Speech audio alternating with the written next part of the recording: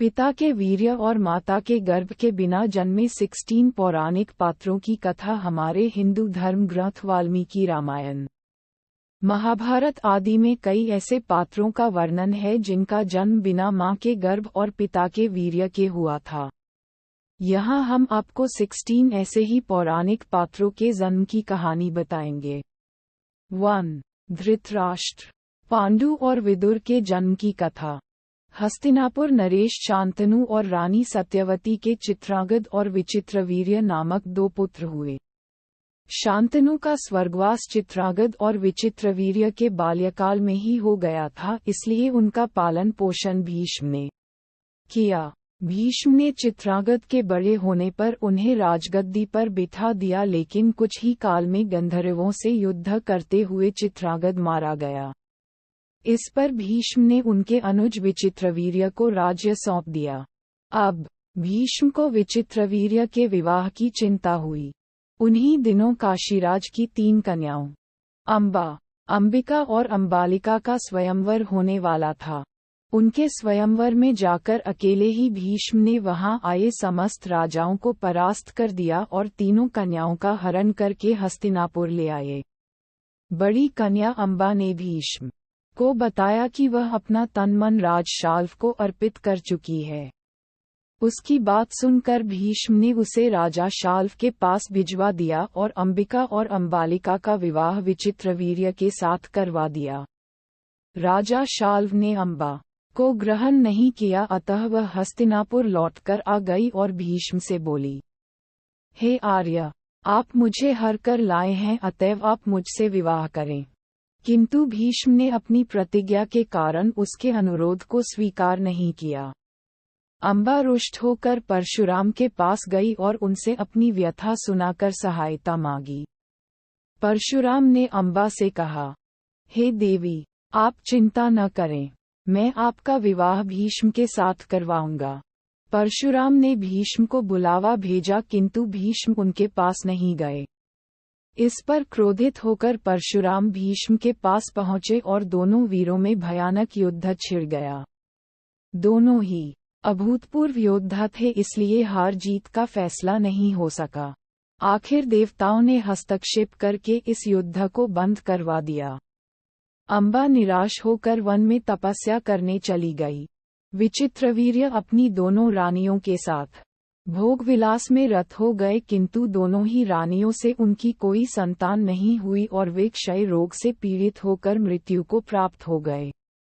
अब कुल नाश होने के भय से माता सत्यवती ने एक दिन भीष्म से कहा, पुत्र, इस वंश को नष्ट होने से बचाने के लिए मेरी आज्ञा है कि तुम इन दोनों रानियों से पुत्र उत्पन्न करो।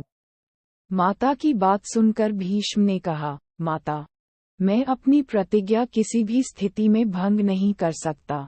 ये सुनकर माता सत्यवती को अत्यंत दुख हुआ। तब उन्हें अपने ज्येष्ठ पुत्र वेदव्यास का स्मरण किया। स्मरण करते ही वेदव्यास वहां उपस्थित हो गए। सत्यवती उन्हें देखकर बोली, हे पुत्र, तुम्हारे सभी भाई निसंतान ही स्वर्गवासी हो गए, अतः मेरे वंश को नाश होने से बचाने के लिए मैं तुम्हें आज्ञा देती हूँ कि तुम नियोग विधि से उनकी पत्नियों से संतान उत्पन्न करो।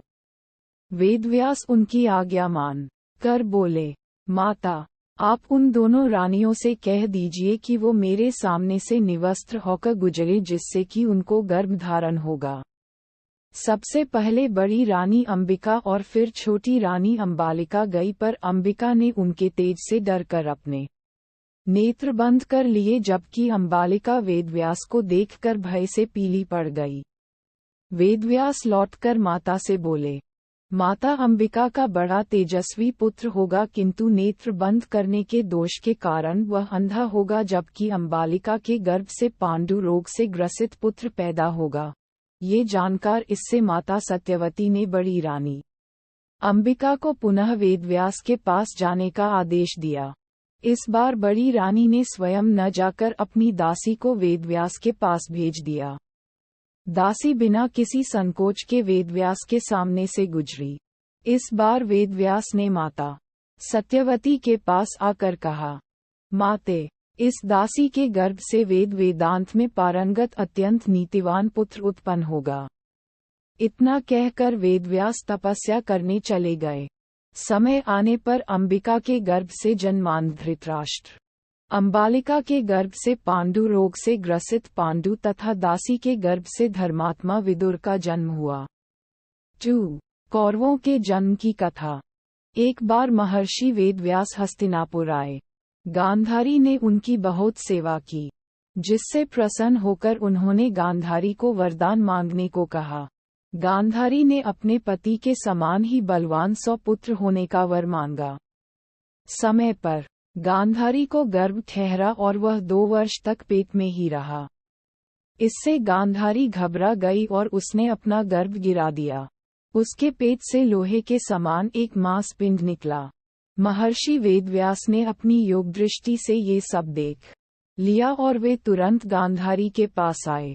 तब गांधारी ने उन्हें वह मांसपिंड दिखाया।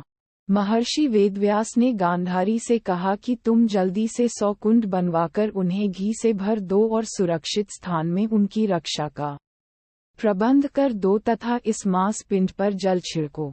जल छिड़कने पर उस मांसपिंड के 101 टुकड़े हो गए। व्यासजी ने कहा कि मांसपिंडों के इन 101 टुकड़ों को घी से भरे कुंडों में डाल दो। अब इन कुंडों को 2 साल बाद ही खोलना। इतना कहकर महर्षि वेदव्यास तपस्या करने हिमालय पर चले गए। समय आने पर उन्हीं मांसपिंडों से पहले दुर्योधन और बाद में गांधारी के 99 पुत्र तथा एक कन्या उत्पन्न हुई। 3. पांडवों के जन्म की कथा। 5 पांडवों का जन्म भी बिना पिता के वीर्य के हुआ था। एक बार राजा पांडु अपनी दोनों पत्नियों कुंती तथा माद्री के साथ आखेट के लिए वन में गए। वहां उन्हें एक ऋषि का मैथुनरथ जोड़ा दृष्टिगत हुआ। पांडु ने तत्काल अपने बाण से उस ऋषि को घायल कर दिया। मरते हुए ऋषि ने पांडु को शाप दिया, राजन, तुम्हारे समान क्रूर पुरुष इस संसार में कोई भी नहीं होगा। तूने मुझे मैथुन के समय बाण मारा है, अतः जब कभी भी तू मैथुनरथ होगा तेरी मृत्यु हो जाएगी। इस शाप से पांडु अत्यंत दुखी हुए और अपनी रानियों से बोले, हे देवियों, अब मैं अपनी समस्त वासनाओं का त्याग करके इस वन में ही रहूंगा। तुम लोग हस्तिनापुर लौट। उनके वचनों को सुनकर दोनों रानियों ने दुखी होकर कहा, नाथ, हम आपके बिना एक क्षण भी जीवित नहीं रह सकती। आप हमें भी वन में अपने साथ रखने की कृपा कीजिए। पांडु ने उनके अनुरोध को स्वीकार करके उन्हें वन में अपने साथ रहने की अनुमति दे दी। इसी दौरान राजा पांडु ने अमावस्या के दिन ऋषि मुनियों को ब्रह्मा जी के दर्शनों के लिए जाते हुए देखा। उन्होंने उन ऋषि मुनियों से स्वयं को साथ ले जाने का आग्रह किया। उनके इस आग्रह पर ऋषि मुनियों ने कहा, राजन, कोई भी निसंतान पुरुष ब्रह्मलोक जाने का अधिकारी नहीं हो सकता, अतः हम आपको अपने साथ ले जाने में असमर्थ हैं।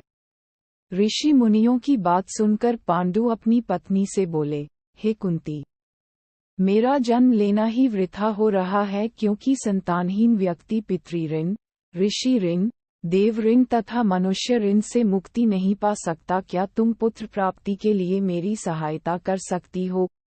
कुंती बोली, हे आर्यपुत्र, दुर्वासा ऋषि ने मुझे ऐसा मंत्र प्रदान किया है जिससे मैं किसी भी देवता का आह्वान करके मनोवांछित वस्तु प्राप्त कर सकती हूँ। आप आज्ञा करें मैं किस देवता को बुलाऊं? इस पर पांडु ने धर्म को आमंत्रित करने का आदेश दिया। धर्म ने कुंती को पुत्र प्रदान किया जिसका नाम युधिष्ठिर रखा गया। कालांतर में पांडु ने कुंती को पुनः 2 बार वायुदेव तथा इंद्रदेव को आमंत्रित करने की आज्ञा दी। वायुदेव से भीम तथा इंद्र से अर्जुन की उत्पत्ति हुई। तत्पश्चात पांडु की आज्ञा से कुंती ने माद्री को उस मंत्र की दीक्षा दी। माद्री ने अश्विनी कुमारों को आमंत्रित किया और नकुल तथा सहदेव का जन्म हुआ। एक दिन राजा पांडु माद्री के साथ वन में सरिता के तट पर भ्रमण कर रहे थे। वातावरण अत्यंत रमणीक था और शीतल मंद सुगंधित वायु चल रही थी। सहसा वायु के झोंके से माद्री का वस्त्र उड़ गया। इससे पांडु का मन चंचल हो उठा और वे मैथुन में प्रवृत्त हुए ही थे कि शापवश उनकी मृत्यु हो गई। माद्री उनके साथ सती हो गई, किंतु पुत्रों के पालन पोषण के लिए कुंती हस्तिनापुर लौट आई। 4. कर्ण के जन्म की कथा। कर्ण का जन्म कुंती को मिले एक वरदान स्वरूप हुआ था। जब वह कुंवारी थी, तब एक बार दुर्वासा ऋषि उसके पिता के महल में पधारे। तब कुंती ने पूरे 1 वर्ष तक ऋषि की बहुत अच्छे से सेवा की। कुंती के सेवाभाव से प्रसन्न होकर उन्होंने अपनी दिव्य दृष्टि से ये देख लिया कि पांडु से उसे संतान नहीं हो सकती और उसे ये वरदान दिया कि वह किसी भी देवता का स्मरण करके उनसे संतान उत्पन्न कर सकती है। एक दिन उत्सुकतावश कुमारेपन में ही कुंती ने सूर्य देव का ध्यान किया। इससे सूर्य देव प्रकट हुए और उसे एक पुत्र दिया जो तेज में सूर्य के ही समान था, और वह कवच और कुंडल लेकर उत्पन्न हुआ था जो जन्म से ही उसके शरीर से चिपके हुए थे। चूंकि वह अभी भी अविवाहित थी, इसलिए लोकलाज के डर से उसने उस पुत्र को एक बक्से में रखकर गंगाजी में बहा दिया। 5. राम, लक्ष्मण, भरत और शत्रुघ्न के जन्म की कथा। दशरथ अधेड़ उम्र तक पहुंच गए थे, लेकिन उनका वंश संभालने के लिए उनका पुत्र रूपी कोई वंशज नहीं था। उन्होंने पुत्र कामना के लिए अश्वमेध यज्ञ तथा पुत्र कामेष्टि यज्ञ कराने का विचार किया। उनके एक मंत्री सुमंत्र ने उन्हें सलाह दी कि वह ये यज्ञ अपने दामाद ऋषि श्रृंग या साधारण की बोलचाल में श्रृंगी ऋषि से करवाएं। दशरथ के कुल गुरु ब्रह्मर्षि वशिष्ठ थे। वह उनके धर्म गुरु भी थे तथा धार्मिक मंत्री भी। उनके सारे धार्मिक अनुष्ठानों की अध्यक्षता करने का अधिकार केवल धर्म गुरु को ही था। अतः वशिष्ठ की आज्ञा लेकर दशरथ ने श्रृंगी ऋषि को यज्ञ की अध्यक्षता करने के लिए आमंत्रित किया। श्रृंगी ऋषि ने दोनों यज्ञ भली भांति पूर्ण करवाए तथा पुत्रकामेष्टि यज्ञ के दौरान यज्ञ वेदी से एक अलौकिक यज्ञ पुरुष या प्रजापत्य पुरुष उत्पन्न हुआ तथा दशरथ को स्वर्णपात्र में नैवेद्य का प्रसाद प्रदान करके ये कहा कि अपनी पत्नियों को ये प्रसाद खिलाकर वह पुत्र प्राप्ति कर सकते हैं। दशरथ इस बात से अति प्रसन्न हुए और उन्होंने अपनी पट्टरानी कौशल्या को उस प्रसाद का आधा भाग खिला दिया। बचे हुए भाग का आधा भाग दशरथ ने अपनी दूसरी रानी सुमित्रा को दिया।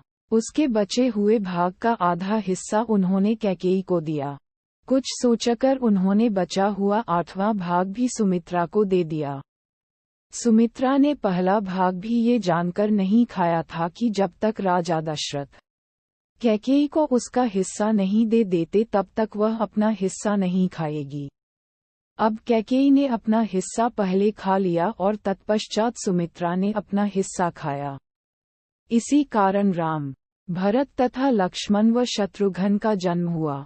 6. पवन पुत्र हनुमान के जन्म की कथा। पुराणों की कथानुसार हनुमान की माता अंजना संतान सुख से वंचित थी। कई जतन करने के बाद भी उन्हें निराशा ही हाथ लगी। इस दुहक से पीड़ित अंजना मतंग ऋषि के पास गईं।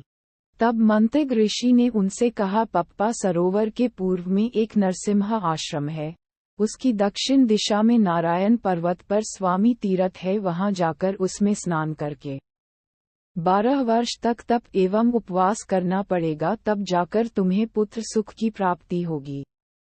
अंजना ने मतंग ऋषि एवं अपने पति केसरी से आज्ञा लेकर तप किया था। 12 वर्ष तक केवल वायु का ही भक्षण किया। तब वायु देवता ने अंजना की तपस्या से खुश होकर उसे वरदान दिया, जिसके परिणामस्वरूप चैत्र शुक्ल की पूर्णिमा को अंजना को पुत्र की प्राप्ति हुई।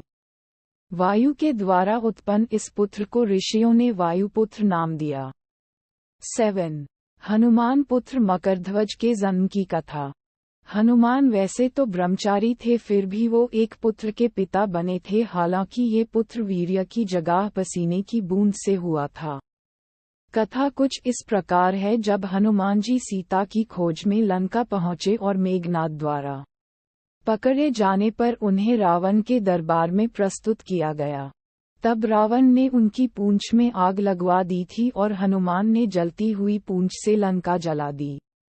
जलती हुई पूंछ की वजह से हनुमान जी को तीव्र वेदना हो रही थी, जिसे शांत करने के लिए वे समुद्र के जल से अपनी पूंछ की अग्नि को शांत करने पहुंचे। उस समय उनके पसीने की एक बूंद पानी में टपकी जिसे एक मछली ने पी लिया था।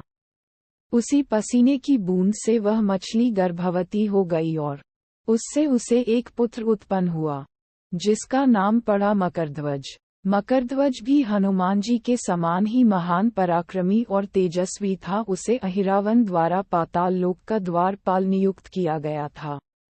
जब अहिरावण श्री राम और लक्ष्मण को देवी के समक्ष बलि चढ़ाने के लिए अपनी माया के बल पर पाताल ले आया था, तब श्रीराम और लक्ष्मण को मुक्त कराने के लिए हनुमान पाताल लोक पहुंचे और वहां उनकी भेंट मकरध्वज से हुई। तत्पश्चात मकरध्वज ने अपनी उत्पत्ति की कथा हनुमान को सुनाई। हनुमान जी ने अहिरावण का वध कर प्रभु श्रीराम और लक्ष्मण को मुक्त कराया और मकरध्वज को पाताल लोक का अधिपति नियुक्त करते हुए उसे धर्म के मार्ग पर चलने की प्रेरणा दी। 8. द्रोणाचार्य के जन्म की कथा। द्रोणाचार्य कौरव व पांडव राजकुमारों के गुरु थे। द्रोणाचार्य का जन्म कैसे हुआ इसका वर्णन महाभारत के आदि पर्व में मिलता है। एक समय गंगाद्वार नामक स्थान पर महर्षि भरद्वाज रहा करते थे। वे बड़े व्रतशील व यशस्वी थे। एक दिन वे महर्षियों को साथ लेकर गंगा स्नान करने गए। वहां उन्होंने देखा कि घृताची नामक अप्सरा स्नान करके जल से निकल रही है। उसे देखकर उनके मन में काम वासना जाग उठी और उनका वीर्य स्खलित होने लगा। तब उन्होंने उस वीर्य को द्रोण नामक यज्ञ पात्र में रख दिया। उसी से द्रोणाचार्य का जन्म हुआ। द्रोण ने सारे वेदों का अध्ययन किया। महर्षि भरद्वाज ने पहले ही आग्नेयास्त्र की शिक्षा अग्निवेश्य को दे दी थी। अपने गुरु भरद्वाज की आज्ञा से अग्निवेश्य ने द्रोणाचार्य को आग्नेयास्त्र की शिक्षा दी। द्रोणाचार्य का विवाह शरद्वान की पुत्री कृपि से हुआ था। 9. ऋषि ऋष्यशृंग के जन्म की कथा। ऋषि ऋष्यशृंग महात्मा काश्यप के पुत्र थे। महात्मा काश्यप बहुत ही प्रतापी ऋषि थे। उनका वीर्य अमोघ था और तपस्या के कारण अंतःकरण शुद्ध हो गया था। एक बार वे सरोवर में पर स्नान करने गए। वहां उर्वशी अप्सरा को देखकर जल में ही उनका वीर्य स्खलित हो गया। उस वीर्य को जल के साथ एक हिरनी ने पी लिया, जिससे उसे गर्भ रह गया।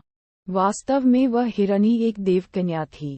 किसी कारण से ब्रह्मा जी ने उसे श्राप दिया था कि तू हिरण जाति में जन्म लेकर एक मुनि पुत्र को जन्म देगी, तब श्राप से मुक्त हो जाएगी।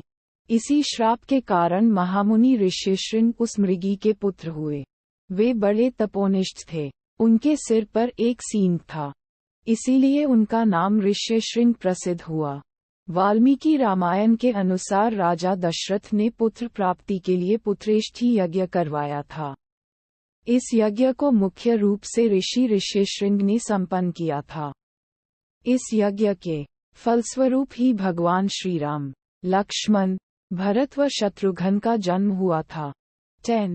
कृपाचार्य व कृपि के जन्म की कथा। कृपाचार्य महाभारत के प्रमुख पात्रों में से एक थे। उनके जन्म के संबंध में पूरा वर्णन महाभारत के आदि पर्व में मिलता है। उसके अनुसार महर्षि गौतम के पुत्र थे शरद्वान। वे बाणों के साथ ही पैदा हुए थे। उनका मन धनुर्वेद में जितना लगता था, उतना पढ़ाई में नहीं लगता था।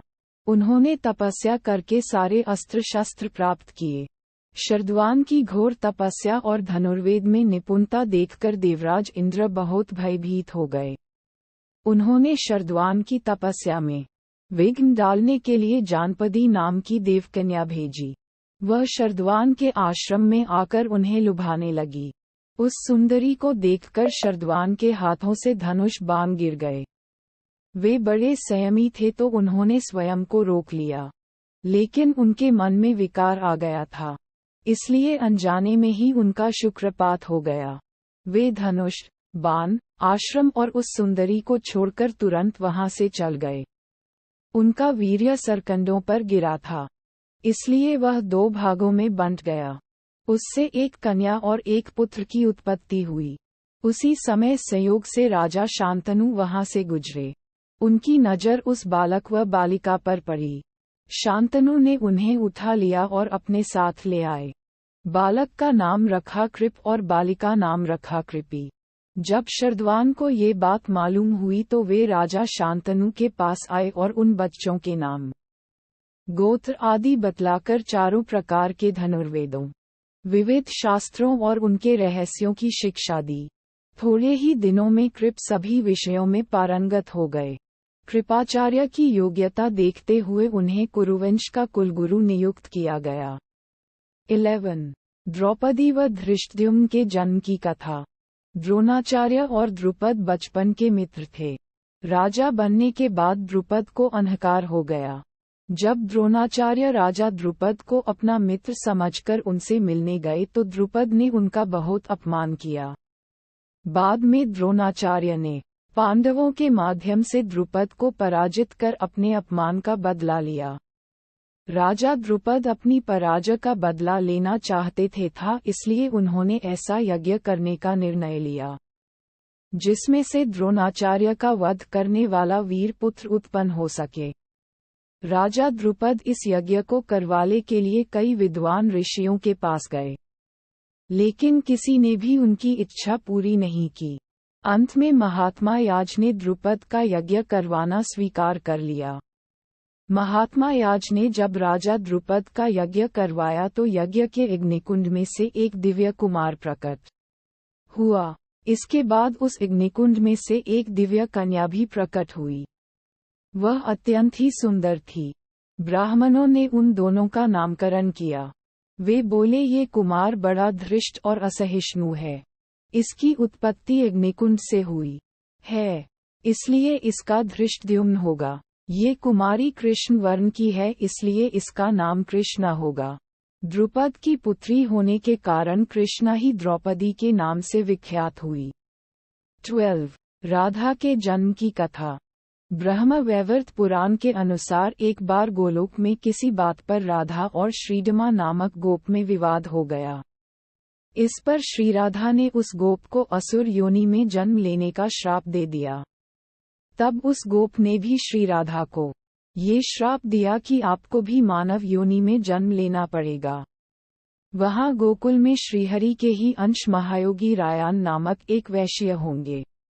आपका छाया रूप उनके साथ रहेगा। भूतल पर लोग आपको रायान की पत्नी ही समझेंगे। श्रीहरि के साथ कुछ समय आपका विछोह रहेगा। ब्रह्म वैवर्त पुराण के अनुसार जब भगवान श्री कृष्ण के अवतार का समय आया तो उन्होंने राधा से कहा कि तुम शीघ्र ही वृषभानु के घर जन्म लो।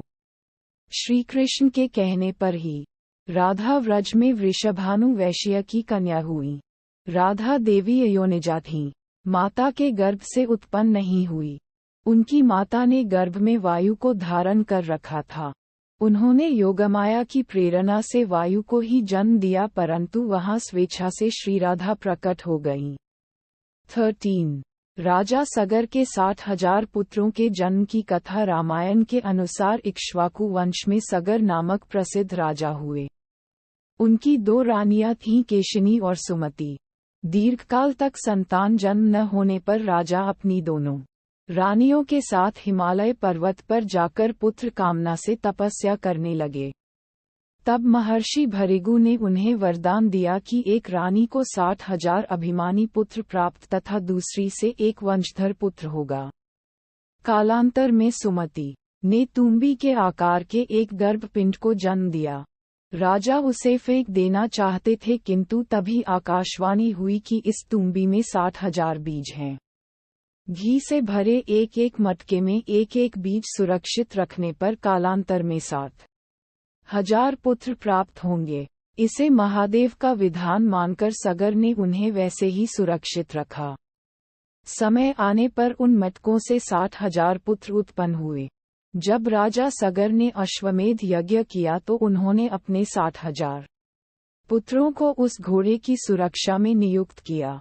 देवराज इंद्र ने उस घोड़े को छलपूर्वक चुराकर कपिल मुनि के आश्रम में बांध दिया।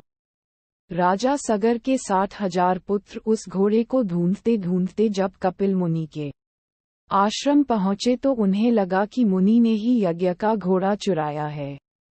ये सोचकर उन्होंने कपिल मुनि का अपमान कर दिया।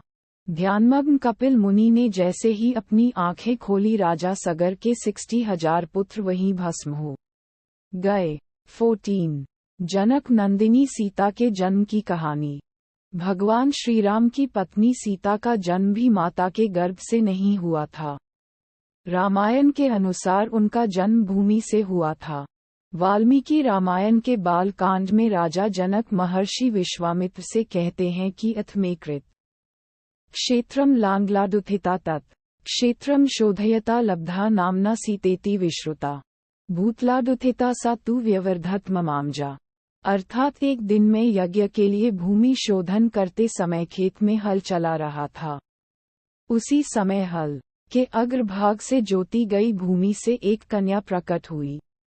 सीता, हल द्वारा खींची गई रेखा से उत्पन्न होने के कारण उसका नाम सीता रखा गया। पृथ्वी से प्रकट हुई वह मेरी कन्या क्रमशः बढ़कर सयानी हुई। 15 मनु व शत्रुपा के जन्म की कहानी। धर्म ग्रंथों के अनुसार मनु व शत्रुपा सृष्टि के प्रथम मानव माने जाते हैं। इन्हीं से मानव जाति का आरंभ हुआ। मनु का जन्म भगवान ब्रह्मा के मन से हुआ माना जाता है। मनु का उल्लेख ऋग्वेद काल से ही मानव सृष्टि के आदि प्रवर्तक और समस्त मानव जाति के आदि पिता के रूप में किया जाता रहा है। इन्हें आदि पुरुष भी कहा गया है। वैदिक संहिताओं में भी मनु को ऐतिहासिक व्यक्ति माना गया है। ये सर्वप्रथम मानव थे जो मानव जाति के पिता तथा सभी क्षेत्रों में मानव जाति के पथ प्रदर्शक स्वीकृत हैं। मनु का विवाह ब्रह्मा के दाहिने भाग से उत्पन्न शत्रुपा से हुआ था। मनु एक धर्मशास्त्रकार भी थे। धर्मग्रंथों के बाद धर्माचरण की शिक्षा देने के लिए आदिपुरुष स्वयंभुव मनु ने स्मृति की रचना की जो मनुस्मृति के नाम से विख्यात है।